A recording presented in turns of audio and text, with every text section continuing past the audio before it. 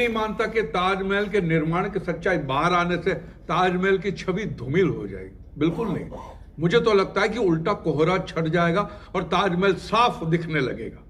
और मैं ये भी मानता हूं कि ताजमहल कई लोगों के जीवन यापन का साधन है, लेकिन क्या मिलॉर्ड सच्चाई से मुंह मोड़कर सिर्फ धंधा करना ही हमारी मानसिकता? फिर तो हर एक विदेशी आक्रमणकारी सही है जो सिर्फ यहां पे धंधे की दृष्टि से आया, जैसे कि ईस्ट इंडिया कंपनी।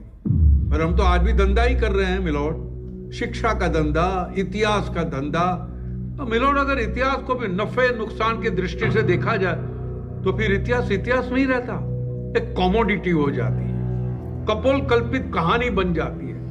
और आज भी मिलॉर्ड आपने देखा होगा कि आम लोगों को इतिहास के बारे में उतना ही पता है जितना कि बताया जाता है, और उसके ऊपर अगर आपने सच्चाई बताने की कोशिश की तो उसे प्रोपेगेंडा कह के खारिज किया जाता है। मिलॉर्ड, बरसों पहले बख्तियार खिलजी नाम का एक दरिंदा भारत आया था।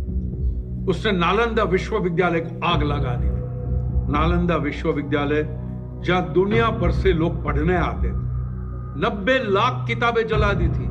3 महीने तक आग जलती रही, हजारों विद्यार्थियों शिष्यों को काट के रख दिया, और असली भारत का इतिहास उस आग में स्वाहा हो गया।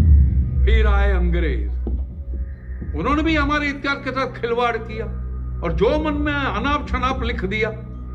और फिर आजादी मिली तो एक नया दुश्मन खड़ा हो गया, वामपंथ। और जाहिल वामपंथी इतिहासकारों ने अपने हिसाब से इतिहास को तोड़ा मरोड़ा और एक नया इतिहास रच दिया। आप देखिए मिलॉर्ड, हमें अंग्रेजों के अत्याचार के बारे में पढ़ाया जाता है, कभी मुगलों के अत्याचार के बारे में नहीं पढ़ाया जाता। वरना सब जानते देश में अनगिनत मंदिर टूटे हैं, सोमनाथ से लेकर काशी विश्वनाथ तक, लेकिन उसका कोई जिक्र नहीं है। अंग्रेजों ने 200 साल राज किया मिलॉर्ड, लेकिन कभी भी किसी मंदिर को तोड़कर गिरिजाघर नहीं बनाए। मिलॉर्ड, जिस शाहजहां को सेक्युलर कहा जाता है कि सभी धर्मों से प्यार करने वाला, सभी लोगों को गले लगाने वाला, एक मासूम सा क्यूट सा, वो शाहजहां ने देश में अनगिनत मंदिर तोड़वाए हैं और अकेले बनारस में 76 मंदिर तोड़वाए हैं। यही प्रमाण है शाहजहां कितना सेक्युलर था। या हमारे देश के कुछ सेक्युलर तो रामायण और महाभारत में भी सवाल उठाते। उनके हिसाब से तो राम और कृष्ण का तो कोई अस्तित्व ही नहीं है, ये तो सब काल्पनिक पात्र है।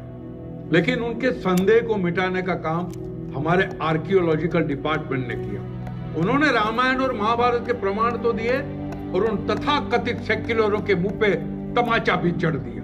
मिलॉर्ड, सदियों से चली आ